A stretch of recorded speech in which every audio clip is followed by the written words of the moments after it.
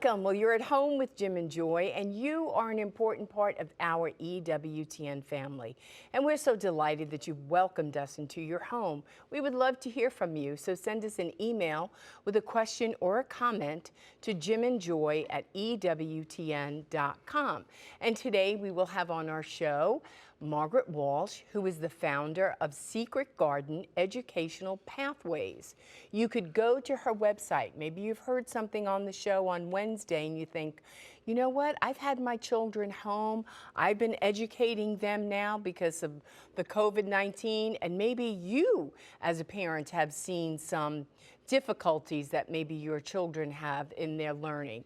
You could go to the website secretgardenep.com and contact Margaret, and hopefully they can help you there. It's outstanding. Well, Margaret's doing a fantastic job with this for homeschool parents, also for Catholic schools, Catholic educators to come up alongside them to share the science, the tools, the Catholic understanding of the way of learning. And she mentions philosophy, Thomas Aquinas, and I kind of said, well, what's that got to do with special education? But she's saying, you know, there's a whole Catholic classical tradition on how one learns. And these things can be combined together to give this child the best shot at reaching his or her full potential. She speaks a lot about the environment, you know, a Catholic environment, a home environment, and all that's brought to it, never mind the graces of the Catholic Church and the sacraments of the Catholic Church. And so, you know, you go to a place that might be doing, you know, similar work in terms of special needs learning, but you don't get all these different elements. And I think she's putting forth that these comprehensive elements together give your child the best opportunity at having some keys, you know, come in to unlock some things, to find some pathways they may never find that they can find. And it's beautiful. And you know, as a mom, you think like you have to do it all, like it's all on you. And if you're a homeschooled mom, or even if you have your kids in Catholic education, and you have a large family, or even have a small family, we're not equipped to do all these things, and we need help. And it's okay that there's experts out there who can come up alongside of you. The goal is to unlock your child's heart, to unlock your child's education mind, cognitive ability. Right, and so you can do that. That's the goal. And so we don't care how it's achieved, we just want to get there. And so, I mean, I can remember our kids coming home from school and everybody had homework and who was doing this and math and science, and I was a little overwhelmed. I was a pastor's wife at the time, and so I needed help. And so we had one of the college students come in, and they would tutor our children. They would do homework with the children because I couldn't do it all. And so here's beautiful Margaret Walsh with this beautiful vocation, Secret Garden Educational Pathways, who says to you, I can help you. And so we just need to reach out and say, you know what, maybe I have a child that's stuck in this way. Maybe or my granddaughter or my grandson, and you're hearing this and you're thinking, I think my family needs this. And so Margaret is there and she could help you. And we encourage you to go to our website, secretgardenep.com. There's plenty more to come. We hope that all the homeschool parents are really listening. This might just be an answer of prayer for you. Same thing with those in Catholic education, secretgardenep.com. Plenty more to come. Don't go away. We'll be right back.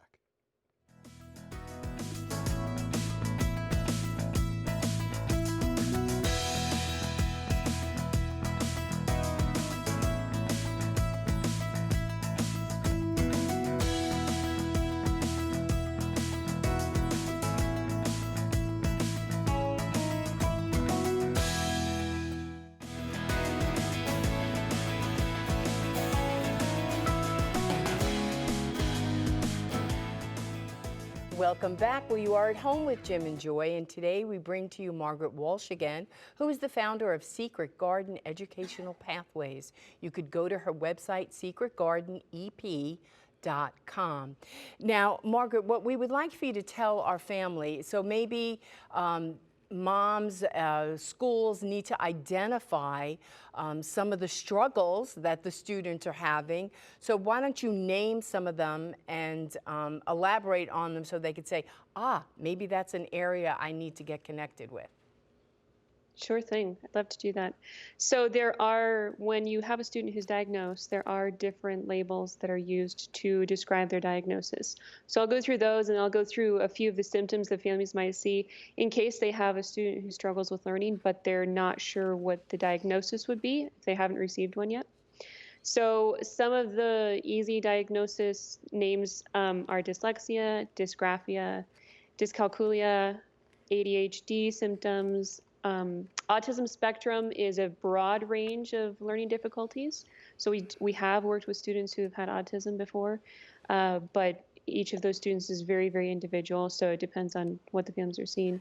Processing difficulties, slow learners, students who have memory difficulties, that's a huge one, is memory struggles, which happens kind of across the board with any special learning need. And then some of the symptoms families might be seeing are difficulty with reading, really late readers, easily distracted, very frustrated. So there's obviously frustration with any student when it comes to school, especially if they don't like the subject. But with students who have special learning needs, there's extra frustration. They need directions repeated constantly. They can't put different facts together. They have a weak comprehension. They often miss the big picture. So those are some of the symptoms that a family might see if their student is struggling with learning, and it actually is an underlying weakness. So again, missing the big picture and often memory. Can you just put kind of like a one sentence by dyslexia, dysgraphia, and dyscalculia? I don't know if I said that right, but just give us a one-liner for that. What is that speaking about? A lot of people are familiar with dyslexia, but these other two, I don't know. Dysgraphia is a difficulty expressing oneself, especially in writing. So that usually pertains to writing, and it's either a difficulty that stems from dyslexia, where just the mechanical components are difficult, or it can stem from comprehension, where the student, if you have weak comprehension, you also probably have a weakness in expression, which will play out in weakness in expression both verbally and in writing. Yeah. So that's what dysgraphia is. And then dyscalculia is a math weakness, and that is either, again, related to dyslexia, where the different symbols get mixed up and students miss the different digits and stuff like that in the problems, or understanding the concepts that underlie math. And dyslexia, so there are kind of two sides. Dyslexia itself is what? Just what you're seeing, things are being inverted, or it's not lining up properly in terms of the letters, words? So, and usually that takes place in the mind where the student can't visualize what they need to see. Let me ask you this. In the first show we had on Wednesday, we spoke about, when people get to you, usually they need to have a diagnosis, and that's really nailed down that this is what it really is. Somebody has to be working with them face to face and doing that. What if there are people out there, parents that are doing homeschooling, and they're just saying, I suspect some things here. Could they possibly call you and just say, not that you're going to diagnose it and do it, what do you think? Here's what I'm seeing. What would you recommend? Where do I go? What do I do to nail it down? I know that you need that, but I don't know. Do I have enough information here? Would you help them with that or no? Absolutely. Okay. We'd be able to help them with that. And again, if they are seeking a diagnosis, we'd probably be able to help point them in the right direction. Good. Why don't you look up these different difficulties and look at the symptoms, see if they line up with what you're seeing at home. And then when you go to a psychologist, you can say, these are the symptoms, this is what I speculate is going on, and then they have an easier time diagnosing at that point. Okay, so those are the difficulties, those are the struggles that you're dealing with, and they're so many that are there, and you're dealing with that on a scientific basis. You're dealing that on the Catholic way of learning, and you mentioned Thomas Aquinas and others, and all these different pathways that could be very helpful. It's much more comprehensive. What are you offering again, in these situations? What do you offer? And I know it's not just you. I don't want people to think, people might be out there and saying, well, that's nice. Margaret looks like she's really good and skilled, but what happens if she gets 10 people a week or 20 people a week? What do you do? What kind of therapy are you offering? What other staff are there? What's happening in terms of working towards a solution with these problems? Right. We work with students one-on-one, typically in a closed classroom environment online. And it's myself and other teachers who've been trained professionally in any of the remediation that they would be dealing with the student. So all of us have been trained specifically in remediation. And I'd like to make a distinction within special education. There are kind of two pieces of the puzzle that if you put both of them together, it works very well. Typically in the schools, whether private or public school, special education diagnosis means that that student gets an individualized learning program, which is the instructions differentiated so that the student can absorb it better, and the curriculum's modified so that the student can do less and still graduate. So that's modification and differentiated instruction, just regular instruction.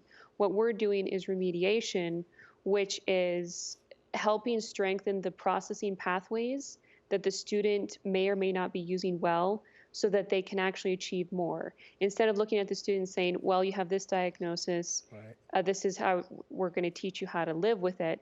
What we're trying to do is help the student go beyond that, to strengthen those learning processes so that they may not need as much modification as they did previously. And again, if you put both of those pieces of the puzzle together, you have really good success outcomes with students. So we're doing the other piece of the puzzle, which again is kind of bridging a gap between what the public and private schools are doing and what is kind of a missing link there, as well as bridging the gap with no resources being available for homeschoolers in private schools, or very few resources, I should say. So, Well, Margaret, why is a Catholic environment for special education so important? This is the beautiful part. And we do work with people who are not Catholic. We've worked with people who are just Christian, and we've worked with people who are just homeschoolers. But this really spoke to me when I was working in a secular clinic when I was at college. Seeing the struggles that the students had with just regular homework, regular subjects, there was a question in my mind: how much would a Catholic student know about the faith? And with any of these remediation services, you can use a variety of different materials. So what we've chosen to do is use Catholic materials because that's the most important thing that anyone is ever going to have to know is their faith. So education, academics are very important, but the faith is why God created us. Why did God create us? To know, love, and serve him on this earth and to be happy with him in the next. So that's why we've chosen to use a Catholic environment, Catholic materials to inspire students and to help them increase their abilities using these beautiful stories of the saints and sometimes talking about catechism questions that pop up throughout the discussions.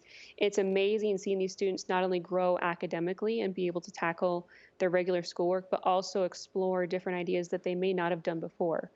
So that is why I believe a Catholic environment is so important, because they need to be able to explore those ideas with someone who can help them explore them in a safe and comfortable way, someone who they can trust. maybe this question is along the lines of the Catholic environment or why Catholic teaching is so important. Can you speak to communicating somehow, some way to the child, kind of a Catholic anthropology, what it means to be made in the image and likeness of God, your preciousness as a person, and you want them to learn all that they can, but your value, worth, and dignity isn't based upon, the wealth that we have or how bright we are or that we have some disability and we can't, the sacredness of that person, affirming that, and that also setting them free to become who God's called them to be, or within the limits of what God's called them to be, and finding that way of peace and greater freedom from anxiety.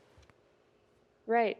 No, and when we work with the students, we see them grow in confidence, and we don't belittle them. Again, we don't look at the student as a diagnosis, which I think that would be a huge drawback working with any student and just seeing them as a diagnosis, and these are the steps we have to go through to help them. But seeing them as individuals who are so loved, regardless of the struggles day in and day out, is really important, and just building them up and letting them know. I mean, when you're working with students who have special learning needs, I'm not a psychologist, but there's a decent amount of counseling that we do with the students just in the nature of the business. Right. So we're always talking to them about different things. If a student's having a bad day, there's discussion that ensues about, well, how can you offer this up? Or, there was one student in particular who her teacher was really down on her one day, and then we read one of the prayers by St. Thomas Aquinas about learning, opening the mind and letting God speak to us. And it was very healing for her to hear that in that day, because there's a lot of room for that that empathy and the understanding. And again, when you see the person as a valued individual who has infinite worth in the eyes of God, it changes your perspective on how you work with them and where you want to see them go. And for you to affirm them in that, for mom and dad to affirm them in that, for them to give to that young person the gift of themselves, the essence of their being, as God sees that uniquely for that person, as well as generally speaking for every human being. And somehow, as we like to say, we kind of take out the essence of that person, hold it before them and say, this is who you are. This is who God says you are. And to kiss that and to put it back in and say, be at home with yourself. I was sharing with Joy, I'm not a student of all these different struggles that people have, but I've met a number of people over the years who've struggled with dyslexia. And as Joy said earlier, years back, there was less help with that. Now there's more help.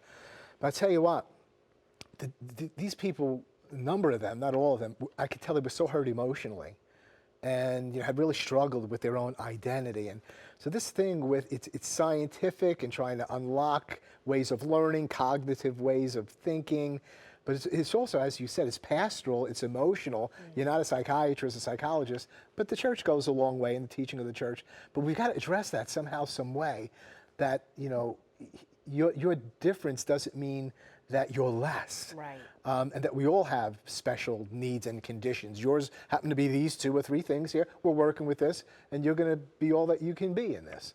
But that's just really critical in the learning process. So what I'm saying is there is some emotion there and woundedness, as well as the cognitive and some struggles that people are having. Right, and letting them know that it's not their fault is really important. It's not your fault that this is what you're struggling with, and also letting the parents know that it's not their fault. Because parents have a lot of guilt. I've talked to many parents who've said, am I doing things the right way? Should I be sending my student to school? What should I be doing?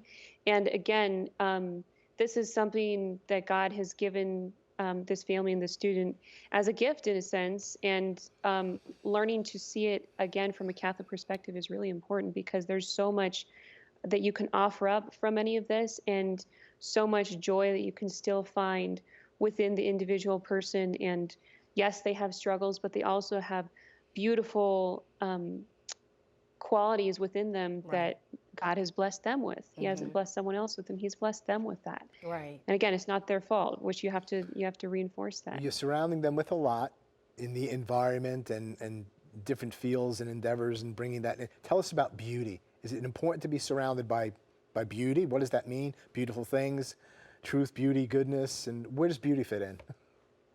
So important. It's so important. I've been over to Europe a couple times, and coming from America and going to Europe, you see these cathedrals that just tower above you, and they're a testament to the love that those architects had back then for our Lord. And when you look at those cathedrals and you see the beauty that is over there, and even the cathedrals and churches over here, you see the history of salvation playing out before your eyes through the images, through the statuary, through the stained glass, in the music that's played. It's so important, because when you have a student who does have a more limited learning means, it's important for them to see the beauty around them and to associate with that, because several hundred years ago, general education was not widespread. And that is how the peasantry learned about God, is through the statuary, through the stained glass, through the music, through the homilies of the priest. They learned through that, not necessarily through reading books. And in a sense, we're stepping back to that time as well for students who have special learning needs, and surrounding them with that beauty is really important. Great. And taking them to a beautiful church, having them listen to beautiful music will inspire them and help them connect with God. Margaret, thank you so much for this incredible ministry. It's secretgardenep.com. Go to it. It's a wonderful website. The videos are excellent. The content is there. And this might, again, just be the answer for you as a homeschool parent, Catholic or not, and or maybe as a teacher there or a principal at a Catholic school. get to Margaret Walsh, secretgardenep.com. Thank you so much, Margaret. God bless you. Thank you. Thank you. Well, there's plenty more to come, so please don't go away. We'll be right back.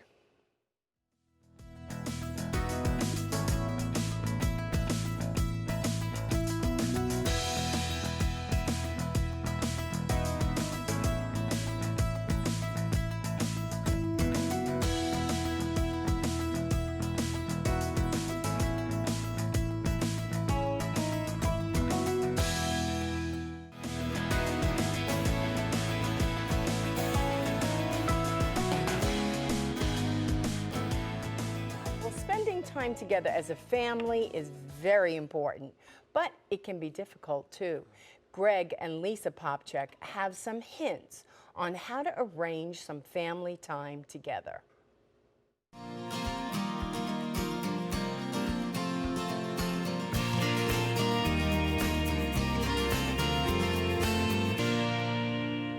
Getting time together as a family is really important.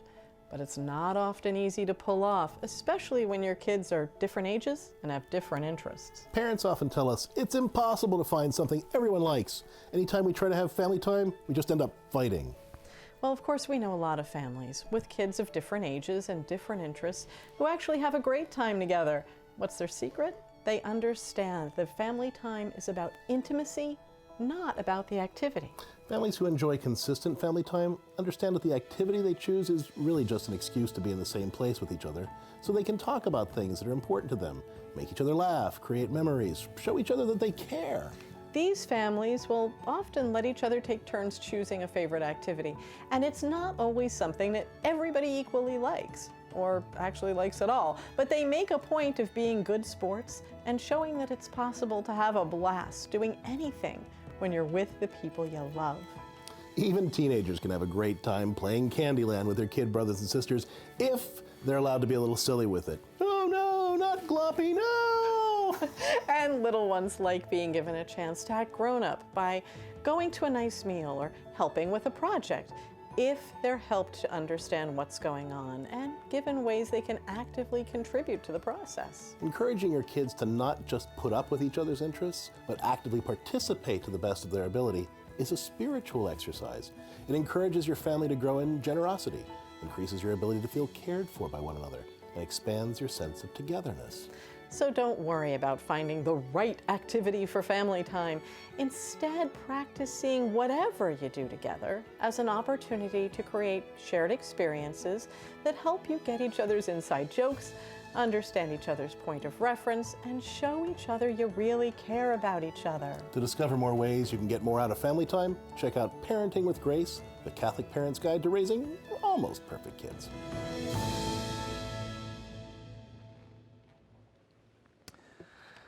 Another excellent teaching by the Popchaks. And boy, Joy, it just seemed like the entire show today was just really lifting up the sacredness and dignity of the family.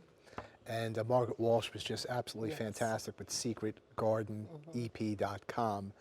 And even in some very difficult situations in terms of our desire for our children to get the best education they can get, and perhaps they've got some special conditions and difficulties, to know that there's a ministry like Secret Garden there, a whole team of people that respect you as the chief educator of your child, yet want to pull up alongside of you to say that there's scientific help that's been available, there's the teaching on the church that we can help you to know better about ways of learning, the whole Catholic environment, and a family. There's nothing like mom, dad, loved ones together. And nothing's impossible with God for us to reach the full potential that Jesus Christ has for each one of us. So we want you to be encouraged today. And always remember that you're an important part of this EWTN family. Whatever you're facing, whatever's going on in the country, in this world, we are here for you. Normally the show re-airs 10:30 on Sundays. However, for the month of June, we will have re-airs on Sunday at a special time of 11 a.m. as the friars will be praying the Rosary and the Litany of the Sacred Heart of Jesus after the Sunday morning Mass. This month is the month of the Sacred Heart. May the Sacred Heart of Jesus be enveloping you, and may he set your heart on fire. Keep it on EWTN. Bye now.